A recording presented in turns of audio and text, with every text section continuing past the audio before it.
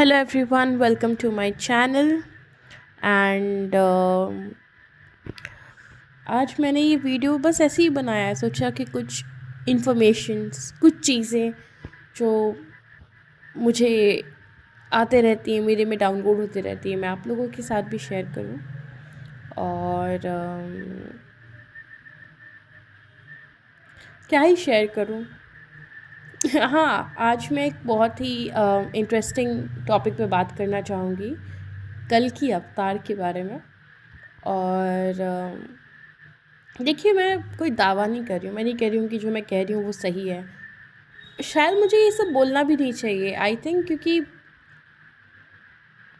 मैं नहीं चाहती कि किसी के भी मन में किसी भी तरीके का ना भ्रम, इल्यूजन उत्पन्न हो, प्रोड्यूस हो। लेकिन पता नहीं क्यों मेरा मन ऐसी क्या कि जो मैं सोचती हूँ कल की अवतार के बारे में, जो इन्फॉर्मेशन मेरे माइंड में आता है, जो चीज़ें मैं सोचती हूँ कल की अवतार के बारे में, मैं बस उन चीज़ों के ही बारे में बात करना चाहूँगी। और मैं ऐसा कोई दावा नहीं कर रही, लेकिन जो चीज़ें मुझे मेरी स्पिरिचुअल, मतलब जितनी मैंने अभी तक प्योरिटी, खुद को प्योरीफाई किया है, इस दौरान जो भी मुझे नॉलेज आया है, मैं बस वही शेयर कर रही हूँ।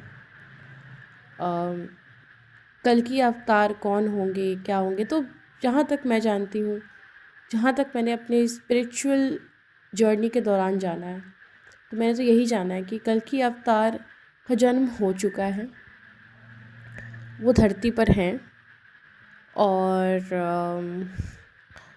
वो अपनी अदर हाफ, जिन्हें हम माँ वैष्णवी कहते हैं, जो कि आदि शक्ति हैं, वो उनके साथ ही हैं धरती पर। और जहाँ तक मैंने अभी तक जाना है, अभी बहुत वक्त है उनके प्रकट होने में। बहुत वक्त मतलब अभी समय है, क्योंकि जो माँ वैष्णवी हैं वो बहुत ही स्ट्रॉन्ग एवोल्यूशन के प्रोसेस से गुज़र रही हैं। वो खुद सेल्फ डिस्कवरी के प्रोसेस से गुज़र रही हैं, और काफ़ी हद तक माँ वैष्णवी ने खुद को सेल्फ डिस्कवर कर रखा है। अभी और सेल्फ डिस्कवरी होना बाकी है। काफ़ी हद तक उन्होंने सेल्फ डिस्कवर खुद को कर रखा है, और अभी और सेल्फ डिस्कवरी होना बाकी है। और पता है इस बार का पूरा प्लान क्या है? मैं कुछ लिंक्स जोड़ना चाहूँगी कि राम कृष्ण एक ही थे, इनमें कोई अंतर नहीं था। कृष्ण ही राम थे, राम ही कृष्ण थे। जो राम थे वही कृष्ण थे, जो कृष्ण थे वही बुद्ध थे, जो बुद्ध थे वही आज कल्कि हैं। ठीक वैसे ही जो सीता थी वो माँ राधा हैं, जो माँ राधा थी वही यशोधरा, और वही आज वैष्णवी हैं। तो अगर हम देखें कि श्री कृष्ण ने द्वापर युग में प्रेम का ना नींव रखा था। उन्होंने राधे के साथ मिलकर प्रेम की नींव रखी थी।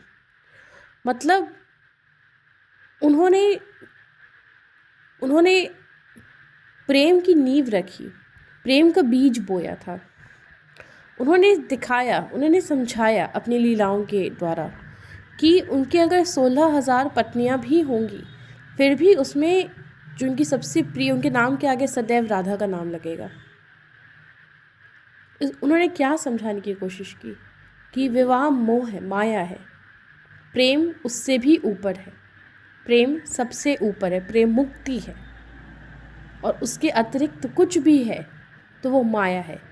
और प्रेम माने वो नहीं जिसे आज के ज़माने में हम प्रेम कहते हैं, ये तो बिजनेस है, लस्ट है। प्रेम माने वो जहाँ पे एक दूसरे को पाने और खोने की लालसा ना हो। पाना खोना बिजनेस में होता है, यहाँ पे एक दूसरे को पाने और खोने की लालसा नहीं होती है, बल्कि सिर्फ एक दूसरे के प्रति आत्मसमर्पण होता है, पूर्ण रूप से समर्पण होता है, एक दूसरे के प्रति विशुद्ध परिशुद्ध प्रेम होता है, और कुछ भी नहीं होता है उसके अलावा। तो श्री कृष्ण ने पूरे विश्व को ये बहुत पहले ही दिखा दिया था कि अगर मेरी 16,000 पत्नियां भी रहेंगी, और स्वयं अगर श्री राधा भी गृहस्थ रहेंगी, फिर भी कृष्ण के नाम से सबसे पहले सदैव राधा का ही नाम लगेगा, सदैव राधा कृष्ण ही हम कहेंगे, क्योंकि प्रेम सर्वोपरि है। प्रेम ही परम सत्य, मुक्ति सब कुछ है। और प्रेम के अतिरिक्त कुछ भी है तो वो माया है। विवाह भी माया है, और जितने भी खून के रिश्ते हैं वो सब माया है। सुख, समृद्धि, धन, दौलत सब माया है। तो ये तो था उनका पिछला चैप्टर। इस बार आपने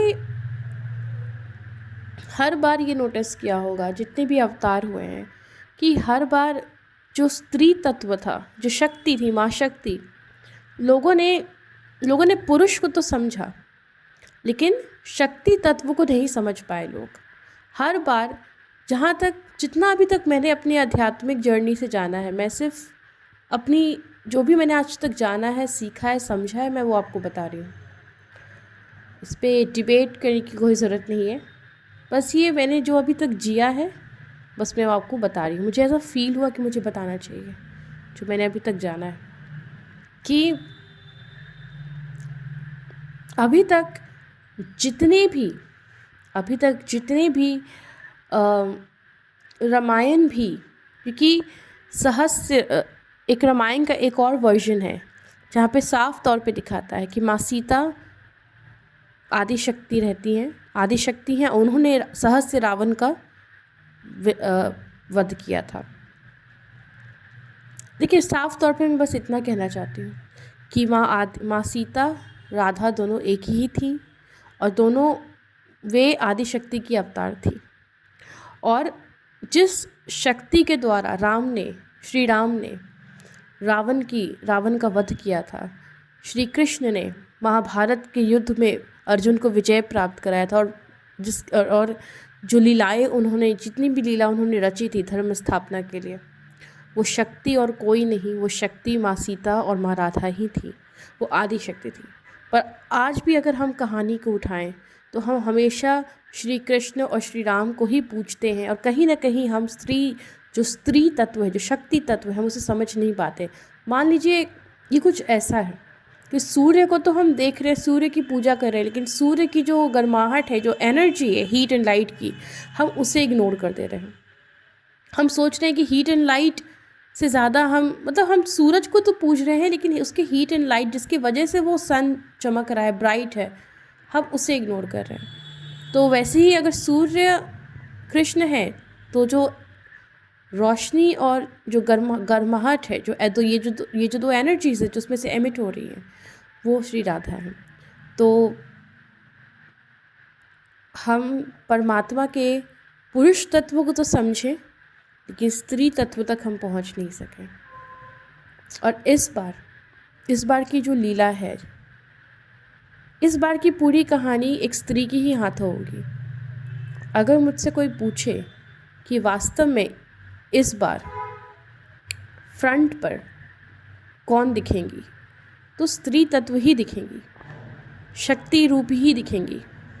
इस बार जो परमात्मा का जो पुरुष स्वरूप है, वो शक्ति स्वरूप को, स्त्री तत्व को आगे आने देंगे, और खुद सारथी बनकर उनका इस पूरे जर्नी में मदद करेंगे।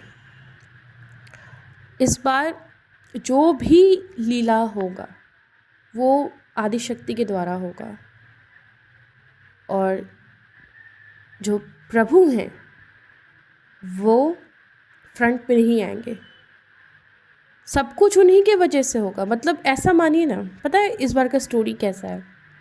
जैसे मान लीजिए आपने बाहुबली मूवी देखी होगी, उसमें कुछ वक्त के लिए राजा मौली भी थे, एस राजा मौली, कुछ एक पर्टिकुलर सीन के लिए। वो कहानी किसने लिखी थी? एस राजा मौली ने। उस कहानी में जो भी कैरेक्टर, इवन जो मेन कैरेक्टर थे प्रभास, वो भी किसके अकॉर्डिंग काम कर रहे थे? एस राजा मौली के। और ख़ुद एस राजा मौली उसमें एक सपोर्टिंग रोल में भी, एक बहुत छोटे से रोल में भी थे। तो मतलब ऐसा मान के चलिए ना कि डायरेक्टर, प्रोड्यूसर, सब कुछ, एवरीथिंग, डायरेक्टर, प्रोड्यूसर, सब कुछ, इवन सपोर्टिव एक्टर प्रभु हैं। लेकिन इस कहानी की जो लीड है वो माँ है। और मैं ये स्ट्रांगली कह सकती हूँ कि जो माँ है वो बेहद दर्द से गुजरी हैं। उन्होंने बहुत बहुत दर्द झेला है अपने सत्य तक पहुंचने के लिए, अपने सत्य को जानने के लिए, अपने सत्य को अब काफ़ी हद तक खुद को समझने भी लगी हैं। अपने सत्य तक वो काफ़ी हद तक पहुंच भी चुकी हैं। अभी भी बहुत कुछ उन्हें अपने अंदर से बाहर निकालना बाकी है।